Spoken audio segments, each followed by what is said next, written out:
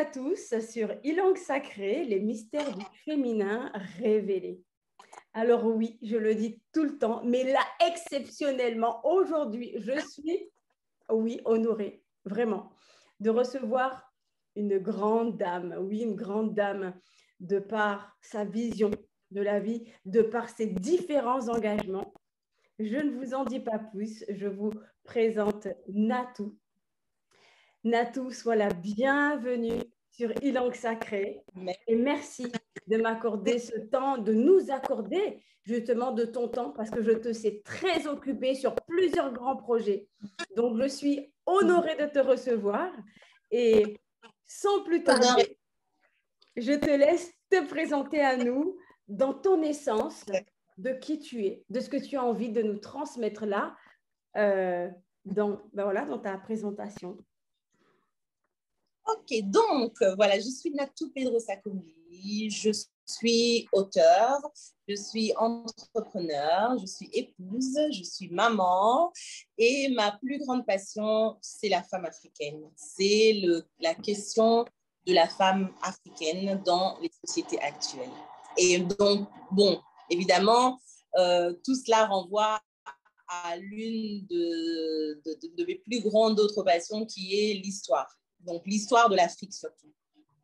Très bien. Voilà. Et donc, ce que je suis en train, j'ai tellement de choses en cours, notamment, et je pense que c'est important de le dire dans ce cas-ci, oui. C'est la préparation. Donc, en tout cas, à partir de septembre, je compte reprendre donc,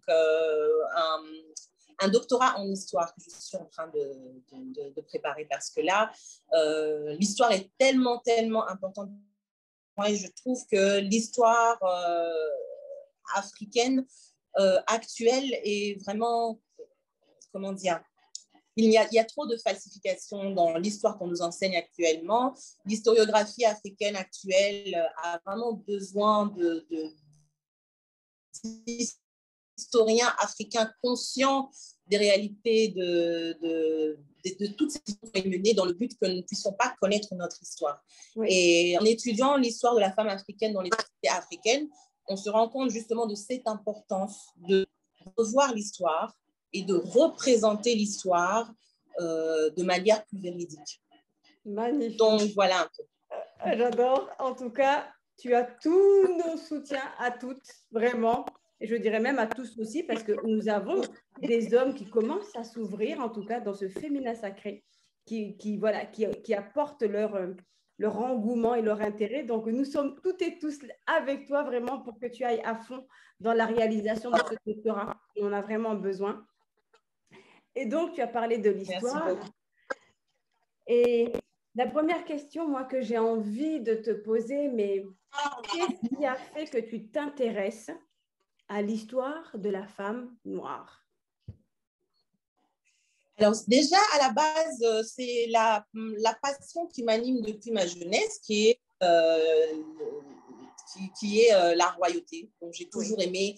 Je pense que ça vient un peu de rêve des petites filles quand on nous parlait toujours des rois, des princesses, du prince charmant, etc. Mais moi, tout cet univers-là, tout cet univers royal dans lequel je baignais quand j'étais petite, m'a poussée plus tard à me questionner sur la royauté africaine, tout simplement. Parce que je me rendais compte que on me parlait des rois, on me parlait des reines, mais c'était toujours des rois blancs, des reines blanches, ou bien des rois et des reines d'autres civilisations, que ce soit asiatiques, que ce soit arabes, etc. Mais très peu de rois et de reines qui faisaient partie des civilisations africaines dont je venais moi-même. Donc, on va dire vers l'âge de 17-18 ans, j'ai commencé à m'intéresser à l'histoire parce que je savais que c'est en analysant, en étudiant l'histoire que je pouvais connaître l'histoire des royautés africaines. Et donc, en étudiant l'histoire africaine, j'ai découvert qu'il y avait des reines, surtout des reines, beaucoup de femmes africaines qui avaient marqué notre histoire. Et c'est à ce moment que j'ai eu l'idée de créer l'association Reines et Héroïnes d'Afrique, qui était destinée à répandre justement toutes ces vérités historiques sur la place prépondérante de la femme africaine dans l'histoire africaine Et donc, j'ai réuni autour de moi, je veux dire, une dizaine de femmes à l'époque. Et ensemble, on faisait des recherches historiques, on écrivait des récits, on partageait sur des sites Internet. Ensuite, on allait dans des événements, on proposait des expositions, on proposait des conférences. Tout ça, justement, pour informer la masse sur la place de la femme africaine dans l'histoire, en fait. C'est ça qui m'a poussée vraiment à m'intéresser à l'histoire. D'accord. Et à partir de là, quel constat cette connexion, j'ai envie de dire, avec cette histoire, avec ces reines, avec l'histoire profonde quand même de la femme noire en tant que reine, quels ont été tes constats? Alors, ce que j'ai constaté et ce que je déplorais, c'était qu'on nous ait présenté une Afrique qui amoindrit la femme. Oui. Donc, on nous a toujours fait croire que la femme africaine n'avait pas de place, n'avait rien à dire dans les sociétés africaines. Et on nous parlait beaucoup de tous ces éléments néfastes pour la femme africaine, et qui certainement l'étaient. Ça, on ne peut pas changer l'histoire. Hein. On nous a parlé beaucoup de mariage forcé, on nous a parlé de la polygamie, on nous a parlé de l'excision. En fait, toutes ces choses-là qui ne faisaient pas du bien à la femme, et on nous dit, on pointe aux sociétés en disant, voilà ce que vos sociétés africaines ont fait de la femme africaine. La femme africaine a pensé qu'il fallait qu'elle se réfère aux autres civilisations et pour être libérée, en fait, du poids de ces sociétés à elle, ces sociétés qui l'amoindrissaient. Et moi, je pense que j'ai grandi avec cette idée-là en me disant, je viens d'une civilisation qui ne donne pas beaucoup de place à la femme. Oui. Et je me suis rendu compte en étudiant l'histoire, en allant en profondeur et en étudiant ceux qui écrivaient, les auteurs africains justement qui avaient mis le doigt sur la falsification historique, notamment le grand Cheikh Anta Diop, je me suis rendu compte que c'était faux et archi faux, que dès on va dire les époques très reculées, la femme africaine avait déjà une place très, très, très importante. Même quand on parle des cosmogonies africaines, donc quand on parle de tous ces récits, en fait, qui essayent d'expliquer la genèse de nos sociétés, on voit toujours que la femme a eu un rôle extraordinaire à y jouer. Donc, je me suis dit, mais c'est pas vrai. Il faut que le plus grand nombre sache quelle importance possède la femme africaine dans nos anciennes sociétés. Il faut surtout que cette place lui soit, comment dire, qu'elle puisse récupérer cette place. Mais alors, en partant justement de ce constat du passé, pourquoi aujourd'hui nous en sommes là où nous en sommes, à savoir que nous n'avons pas, en tout cas c'est mon sentiment personnel, encore atteint cette pleine, j'ai envie de dire, occupation de la posture de la femme, sans parler de pouvoir, mais de cette, je n'ai pas envie de dire matriarcale, voilà, tout simplement. Alors, il faut noter que si au début, en tout cas quand on étudie la formation de nos anciennes, enfin les formations de nos anciennes sociétés, on se rend compte que cette place prépondérante existait déjà. Donc, le grand Cheikh Anta Diop nous précise d'ailleurs que le matriarcat est né dans ce qu'il appelle le berceau méridional, c'est-à-dire l'un des berceaux primitifs de l'Afrique.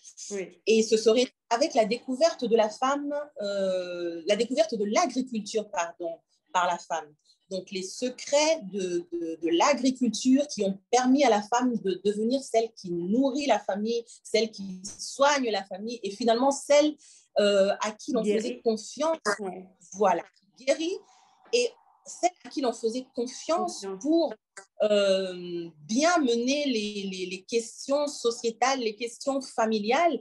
Et on s'est rendu compte qu'avec le temps, avec les époques, en fait, cette place a commencé, la femme africaine a commencé à perdre petit à petit cette place. Il y a des éléments exogènes qui sont entrés dans ces sociétés africaines primitives et qui ont fait que petit à petit, les femmes ont perdu cette place prépondérante. Et on s'est même rendu compte que là où il y avait l'harmonie entre l'homme et la femme, petit à petit commençait à se mettre en place un conflit entre l'homme et la femme. il y a eu tout à coup comme une domination de l'homme sur la femme, oui. Comme si l'homme, à un moment donné, a mal compris en fait ce concept de matriarcat et l'a considéré comme une espèce de supériorité de l'homme sur la femme qu'il fallait absolument éradiquer des sociétés africaines. Et on comprend par tout cela que ce sont des éléments étrangers qui sont venus mettre toutes ces perspectives de l'homme et qui a obligé l'homme africain finalement à amoindrir la femme africaine et à lui donner de moins en moins de considération et au sein de la famille et au sein des sociétés et au sein des États ou au sein des royaumes. Et donc voilà, aujourd'hui, on comprend que ces conflits-là qui ont commencé à exister dès lors que des idées exogènes sont entrées dans nos sociétés africaines, oui. Existent encore aujourd'hui entre l'homme et la femme. Il y a vraiment une espèce de rupture, il y a comme une espèce de colère de certains hommes sur les femmes africaines et vice-versa, des femmes africaines qui sont également en colère sur les hommes africains. Oui. Et l'histoire nous permet aussi de mieux cerner les choses quand on considère, par exemple, la manière dont l'esclavage est venu, comment dire, nous diviser. Parce que quand la femme africaine a été violée par le maître esclavagiste, elle a accusé, que ce soit consciemment ou inconsciemment, l'homme africain de ne pas l'avoir défendu. Or, l'homme africain s'est lié et n'avait pas le moyen de la défendre puisque lui-même était esclave.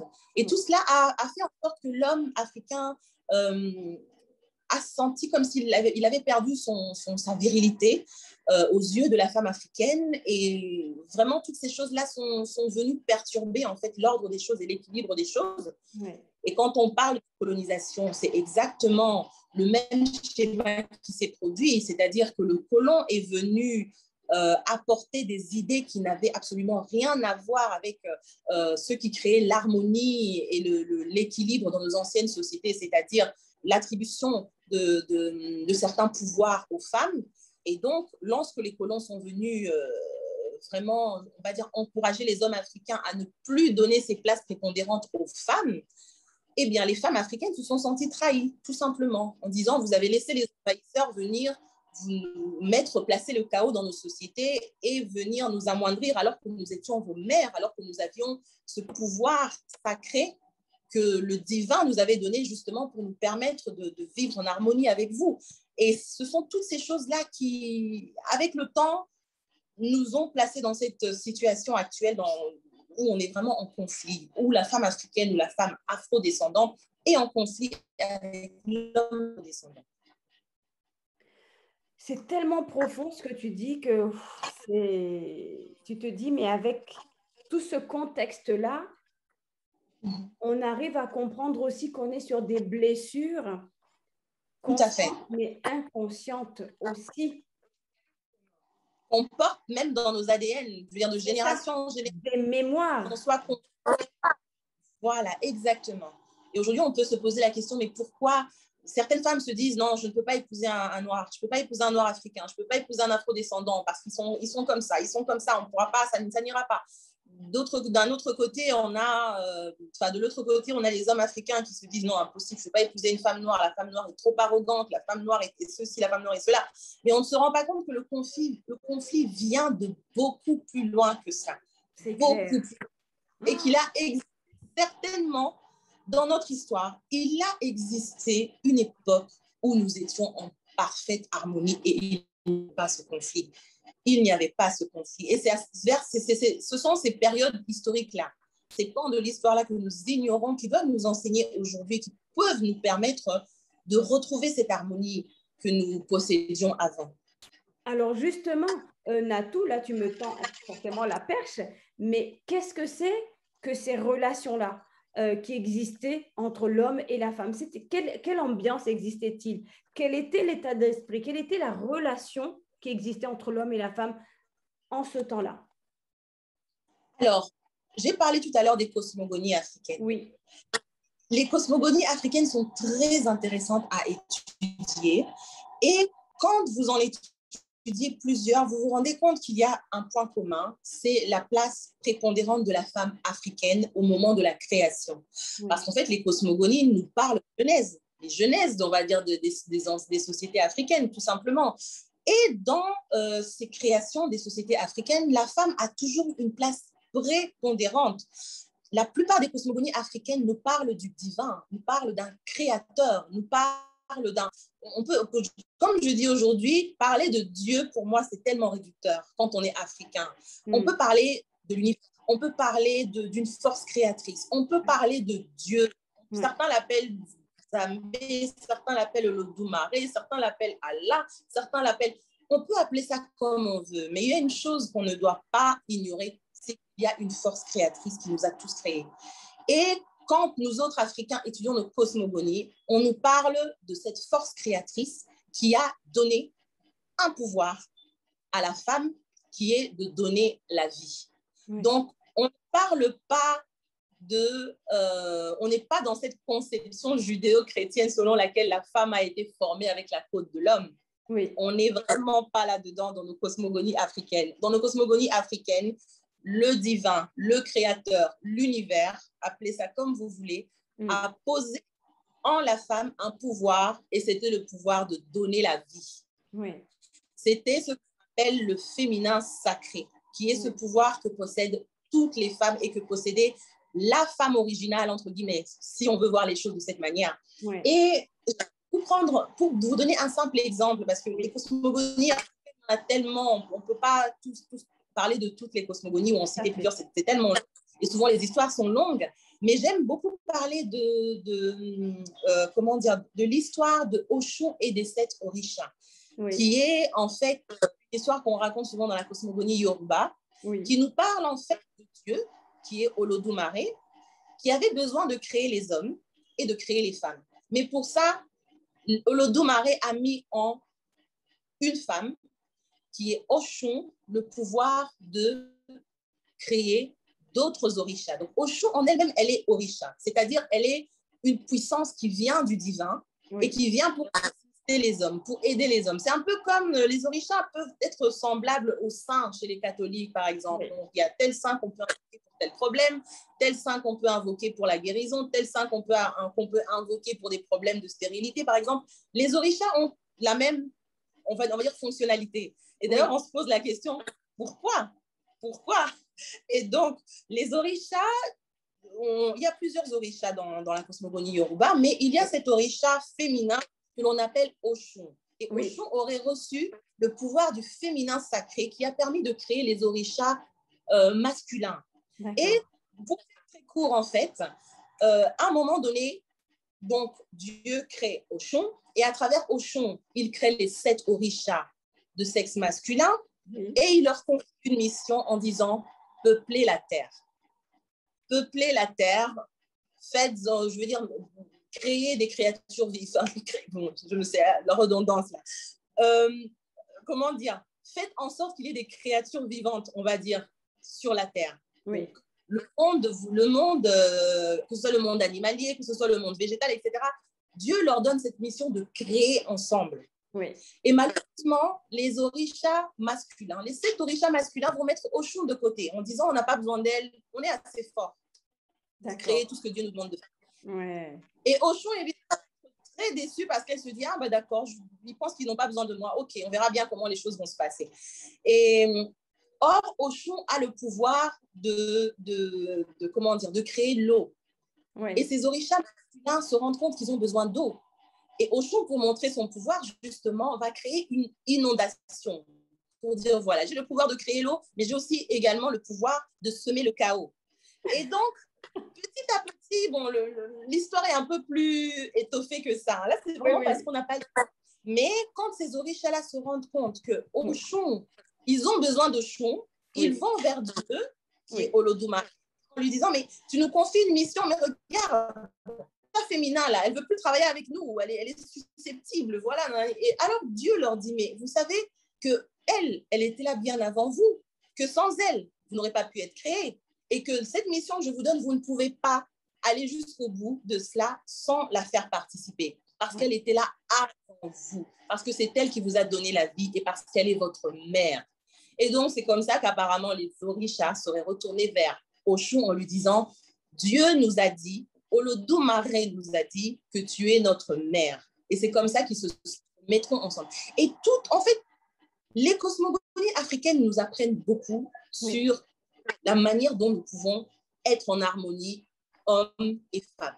Femmes, oui. Et la cosmogonie Yoruba est très riche et je vous invite vraiment à lire la cosmogonie Yoruba. Vous verrez ces symbioses qui existent entre les orishas femelles, enfin, les orishas féminins et les orishas masculins. Ouais. Et là, vous comprenez cette notion de complémentarité et vous comprendrez qu'aujourd'hui, par exemple, nous entrons parfois dans des débats qui n'ont pas lieu d'être, puisque justement la notion d'égalité entre l'homme et la femme qui est en train justement de créer beaucoup de conflits, cette notion-là, on peut s'en passer parce que nous n'avons pas besoin vraiment de vivre selon une certaine égalité, parce que chacun a sa place et parce que chacun est nécessaire. Donc, on vit dans une espèce de complémentarité. On n'a pas besoin. Voilà, parce que la femme a ses attributs, l'homme a ses attributs, et c'est ensemble qu'ils peuvent travailler, et c'est ensemble qu'ils peuvent créer cette harmonie dont ils ont besoin pour constituer leur famille, pour apporter l'équilibre au sein des sociétés, au sein de la nation. Donc, vraiment, je pense qu'il est intéressant de s'intéresser à notre histoire et à notre paradigme africain pour tenter de comprendre ce qui nous a conduits dans ce conflit que nous voyons aujourd'hui entre la femme noire et l'homme noir. Oh, mais j'adore ces explications qui sont tellement... À moi-même, quand j'avais tellement besoin de répondre ça. Ouais. Or, tout cela est à notre portée, en fait. Il suffit vraiment qu'on répande cela le plus possible et ça nous fera tellement de bien de connaître cette vérité. Mais complètement. Mais Natou, selon toi, que pouvons-nous faire? Quel acte pouvons-nous poser aujourd'hui pour permettre la réhabilitation de l'harmonie entre l'homme noir et la femme noire? Que pouvons-nous faire aujourd'hui pour œuvrer dans ce sens? Peut-être pas pour ce monde d'aujourd'hui, mais peut-être pour les générations à venir, d'apaiser ces blessures, que ce soit chez l'homme noir, que ce soit chez la femme noire, pour amener la symbiose des deux. Qu'est-ce qu'on peut faire aujourd'hui? Qu'est-ce qui peut aider en tout cas? Quelle serait une des clés? Voilà. Moi, personnellement, je pense que la clé, il y a plusieurs clés. Hein. C'est comme si on était dans un édifice, à l'intérieur d'un édifice, et il y a plusieurs portes, il y a plusieurs clés pour Voilà, c'est comme si on était dans un labyrinthe, on va dire. Dans ce labyrinthe-là, on se perd, mais il y a des portes également et il y a des clés. Mais je pense que la première clé de ce labyrinthe-là, c'est la connaissance. Et quand je parle de la connaissance, je pense que la première connaissance dont nous avons besoin, c'est celle de la femme. La femme doit se connaître. Si l'homme connaît la femme, c'est très bien. Mais si la femme ne se connaît pas elle-même, on n'ira nulle part. À lui seul, par sa connaissance de la femme, ne peut pas participer à éteindre ce conflit. Il faut que la femme elle-même soit consciente de ce qu'elle est et de qui elle est. Donc, il faut que la femme africaine puisse connaître son histoire, puisse connaître le but de son existence, on va dire. Et c'est à travers la connaissance de notre paradigme africain, la connaissance de toutes ces choses, de l'histoire, des cosmogonies africaines. Il faut que la femme africaine connaisse, moi, je pense, cette notion primordiale du féminin sacré. Oui. Parce que le féminin sacré, c'est le pouvoir même de la femme, le pouvoir de reconstruire, le pouvoir de guérir, le pouvoir de pardonner, le pouvoir de donner la vie. Il y a des femmes qui aujourd'hui sont stériles parce qu'elles ne connaissent pas cette notion du féminin sacré. Et comme je le dis toujours, il faut que la femme africaine parvienne à accepter cette notion primordiale de maternité. Parce que la maternité a été... la notion de maternité a été amoindrie tellement avec des perceptions de sociétés exogènes à nos sociétés africaines On a parfois même réussi à nous faire comprendre qu'une femme qui donnait des enfants, qui avait des enfants, ne pouvait pas avoir une bonne carrière. On a été juste à nous faire croire qu'avoir des enfants, c'était mettre son corps physique en danger. Donc, on va dire la notion de maternité, qui est une notion tellement, tellement importante dans le paradigme africain, a tellement été salie. On doit retrouver cette notion de maternité. Et comme je le dis toujours, la maternité, ce n'est pas seulement donner la vie physiquement, donner la vie spirituellement également. Et pour ça, je prendrai l'exemple de ce qu'on appelle aujourd'hui les Amazones. Mais en réalité, ce ne sont pas les Amazones. On reprend les Amazones pour parler de ce mythe grec des femmes qui se battent. Mais normalement, on ne devrait même pas les appeler les Amazones. Toutes ces femmes africaines, en fait, qui se battaient dans les armées, par exemple, les Amazones du roi Béanzin, du Dahomey, par exemple. Si je prends l'exemple de ces Amazones-là qu'on appelait les Mino, et Mino, terme en fond qui veut dire nos mères. Donc, quand on voyait les Amazones du roi Béanzin, on les appelait les Mino, c'est-à-dire on disait ce sont nos mères.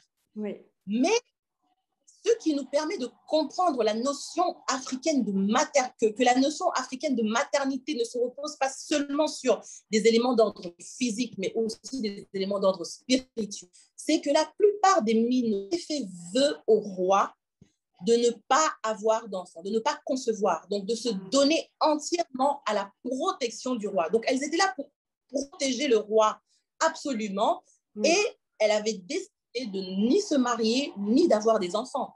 Mais comment pouvait-on encore les appeler les mères alors qu'on savait que la plupart des Amazones n'avaient pas d'enfants? C'est de là qu'il faut comprendre que la notion de maternité va bien au-delà du fait de donner dans notre conception africaine. Donc, il ne faut pas rejeter cette notion de maternité. Et donc, on va voir que tous ces combats de lutte africaine qui ont commencé étaient nécessaires parce que la femme africaine s'est sentie comment dire, amoindrie, s'est sentie délaissée, s'est sentie trahie. Et évidemment, elle avait le droit de se battre. C'était tout à fait logique, elle se bat. Donc, le féminisme a vu le jour et le féminisme était nécessaire pour la femme africaine. Mais je dis toujours que dans toute lutte, il faut un aboutissement. On ne peut pas se battre de manière indéfinie. Donc, il faut à un moment donné qu'il y ait... C'est pour ça que moi, je dis toujours le féminisme était nécessaire, mais le féminisme était, on va dire, un moyen, tandis que ce qu'on appelle le maternisme, voilà, qui est une notion que je vous invite à étudier, le maternisme pourrait se présenter comme un aboutissement, c'est-à-dire on se bat, et à un moment donné, on arrive à ce niveau où on se repose parce qu'on a compris. On a compris que la femme doit revenir à son rôle de mère. Et ce n'est pas un rôle de mère simplement physique, mais c'est un rôle de mère spirituelle. Et ce rôle de mère spirituelle pour la nation, pour la famille, pour la société, c'est un rôle qui ne peut jamais comment dire, se développer ou comment dire, se répandre sans la connaissance du féminin sacré. Donc, le féminin sacré est la base, on va dire, vraiment la base de nos sociétés. Et je pense que donc la connaissance de soi passe par cette connaissance de ce qu'on appelle le féminin sacré pour la femme africaine. Et le féminin sacré va libérer tellement de choses. Tellement de choses. Ah, mais j'en suis la preuve vivante, convaincue, mais infiniment. Et d'ailleurs, ce qui est important aussi de rappeler quand même, Nati, que tu as écrit un livre à ce sujet, si tu veux bien nous rappeler le titre. Oui, donc j'ai écrit un ouvrage qui est, on va dire, on peut considérer cela comme un interlude, hein, donc c'est vraiment une introduction à ce qu'on appelle le maternisme. Donc, le titre, c'est le maternisme. En fait, déjà, le maternisme, c'est quoi? C'est un terme qui a été traduit de l'anglais, qui, donc, au départ, c'est motherism. Et on traduit cela en français par maternisme. Très bien. Voilà. la petite histoire, il y a eu des pionnières du maternisme, mais le courant s'est essoufflé. Et donc, on va dire la première personne qui a parlé de maternisme ou de motherism, c'est Catherine Acholonou, qui était une historienne nigériane, en fait, qui est malheureusement décédée en 2004, mais qui avait commencé à rédiger le maternisme, en fait, à concevoir le maternisme, et qui s'était fait entourer de plusieurs autres femmes de l'Afrique anglophone, justement, qui commençaient à réfléchir sur le féminisme, sur un féminisme africain, et sur une autre terminologie, en fait, sur, comment dire, une autre typologie de la femme africaine. Et c'est de là qu'est né le maternisme, donc le motherism. Et moi, en fait, en étudiant toujours l'histoire des luttes féminines africaines, je suis tombée sur ces femmes-là de la fin des années 90 qui ont réfléchi sur une nouvelle typologie de la femme africaine et qui, à un moment donné, ont parlé de maternisme, mais se sont arrêtées. Se sont arrêtées. Pourquoi? Parce que la personne même qui avait créé le maternisme est décédée, malheureusement. Mais parce que également, elles ont été confrontées à beaucoup d'obstacles qui venaient justement des féministes africaines qui rejetaient bien souvent cette idée de maternisme, qui attribuait cela beaucoup à la maternité. Voilà, et quand on dit maternité, quand on veut prôner la maternité, on a souvent tendance à penser à la femme objet, à la femme qui est considérée uniquement pour faire des enfants. On pense aux danger des contrôles on pense au contrôle des naissances et voilà, on se dit, voilà, ce sont encore des idées barbares de l'Afrique ancestrale où la femme devait avoir 10 enfants, où elle devait mettre sa vie en danger en accouchant enfant. Donc, en fait, cette notion de maternisme a été tellement mal comprise que je pense que certaines féministes, que ce soit occidentales ou africaines, ont mis un stop à ça. Parce que justement, elle n'avait pas compris que derrière cette idée de maternité, qui n'est pas simplement physique, mais qui est également spirituelle, se cachait en réalité la question du féminin sacré, qui est un élément important pour la femme africaine, pour remettre en place l'harmonie, l'équilibre qui existait au sein de la famille et aussi entre l'homme et la femme noire. Donc, c'est, voilà, commencer en fait à introduire le maternisme à travers cet ouvrage et j'écrirai la suite bien évidemment et j'entrerai beaucoup plus en profondeur sur cette question que je continue d'étudier et qui est absolument extraordinaire. Magnifique.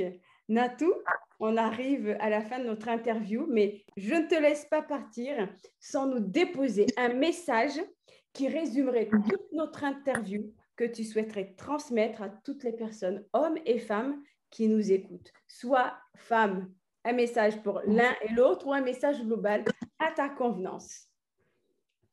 D'accord. Alors, je parlerai aux hommes noirs, également à la femme. Aux hommes noirs, j'aimerais leur dire que s'ils ont été heurtés par certaines femmes noires, certaines femmes afro-descendantes, je leur demanderai de faire preuve de beaucoup d'indulgence parce qu'une femme qui ne se connaît pas, c'est une femme qui forcément heurte, c'est une femme qui forcément peut faire mal parce qu'elle ne se connaît pas en fait. Et je leur demanderai également d'apprendre à connaître la femme africaine selon le paradigme africain et de ne pas être heurtés quand ils entendent parler de notions comme le matriarcat et de ne pas penser que le matriarcat, c'est la supériorité de la femme sur l'homme. Ce n'est absolument pas ça. Ça va bien au-delà de cela. Et quand on connaît bien le matriarcat, on se rend compte qu'en fait, finalement, le matriarcat, c'est même avantageux pour l'homme. Parfois, il s'agit de passation de pouvoir, d'un pouvoir que Dieu a donné à la femme et qui est né à être transmis à l'homme. Voilà, donc c'est ce que je ne peux pas rentrer dans les détails, ce serait trop long. Et pour la femme africaine, la même chose. Je lui demanderai de se connaître, de savoir qui elle est. Et en sachant qui elle est, elle comprendra également le rôle de l'homme et elle arrivera elle-même à se guérir parce que pour pardonner, il faut être guéri. Si elle n'est pas guérie elle-même, elle ne pourra pas pardonner. Et la plupart des conflits qui existent avec nos hommes africains, c'est parce que nous ne nous connaissons pas et c'est parce que nous nous sommes sentis blessés. On ne peut être heurté que parce qu'on ne connaît pas de soi. Donc, si quelqu'un vient vous injurier si vous êtes blessé par cette injure-là, c'est parce que vous estimez quelque part que cette injure est vraie. Mais si vous savez que vous n'êtes pas ce qu'on dit que vous êtes, vous n'allez pas être heurté. Donc, il faut être. Quand on se connaît, on est sûr de soi et on n'est plus contre à partir et à aller de l'avant. Donc, j'invite vraiment la femme africaine à découvrir ce qu'est le féminin sacré, parce que c'est à travers le féminin sacré qu'elle va être guérie et qu'elle pourra restaurer sa relation avec l'homme africain. Et c'est ainsi qu'on pourra vivre en harmonie et vivre dans des sociétés bien équilibrées. Magnifique, mais merci pour ce message, merci pour ces pépites, Natou, que tu nous as apportées, cet enrichissement de savoir et de connaissances. Effectivement, je nous invite toutes vraiment en priorité à effectivement creuser sur le maternisme, la profondeur, l'essence vraiment de ce concept qui peut être que salvateur pour nous et pour le monde. Voilà. Donc, merci Natou de ta présence, de nous avoir honorés, vraiment. Honneur pour moi, au contraire, et j'ai été vraiment, en tout cas, je t'encourage pour ce que tu es en train de faire, parce que j'ai vu les personnes que tu as interviewées, j'ai compris là où tu allais, et je peux t'encourager à continuer, parce que pour moi, tu es appelé à faire de plus grandes choses encore, et vraiment, merci pour ce que tu fais, merci de m'avoir donné la parole aujourd'hui, merci de donner la parole à toutes ces femmes. Tu es un canal extraordinaire. Merci, vraiment un grand merci. Vraiment. Merci Natou. Mais notre aventure à toutes les deux ne s'arrêtera pas qu'à cette interview. En tout cas, je le souhaite vraiment. Okay. Eh bien, merci à vous de nous avoir suivis et je vous dis à très bientôt.